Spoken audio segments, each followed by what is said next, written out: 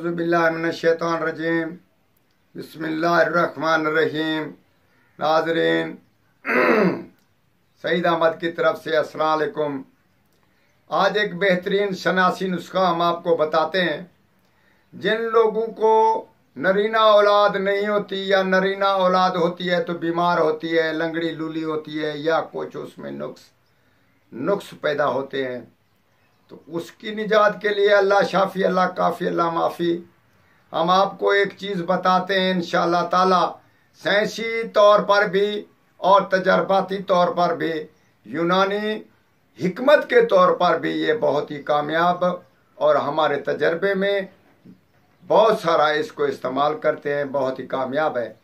और थोड़े से लफ्ज़ों में हम आपको बताते हैं कि इससे ज़रूर फ़ायदा हासिल करें। ये नकारा चीज़ नहीं है, इंशाल्लाह इसका हमने तजर्बा किया हुआ है। आप भी इसका तजर्बा कर लें।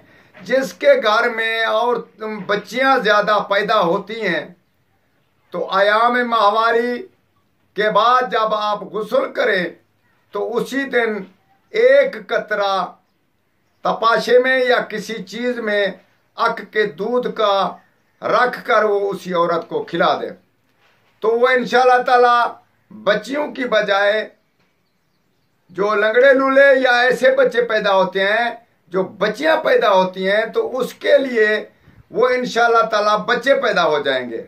अगर उसके यहाँ बच्चे पैदा होते हैं, उसको अगर दूध खिलाया जाए तो उसके यहाँ बच्चियां शुरू हो जाएंगी।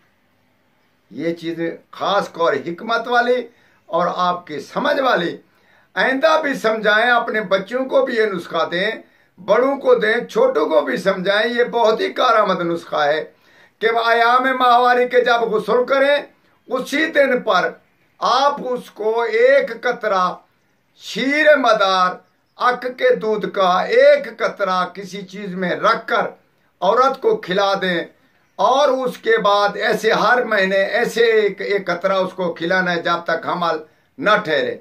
अगर किसी के यहाँ बच्चे पैदा होते हैं, नरीना औलाद होती है, तो उसको बच्चियां शुरू हो जाएंगी।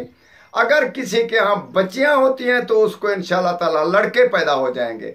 और ख़ास सूरत में ये नुस्खा बहुत ही कारामद, इसको इस्तेमाल करें, इसको ऐसे रहेगा ना करें, हमारी हेल्प करें।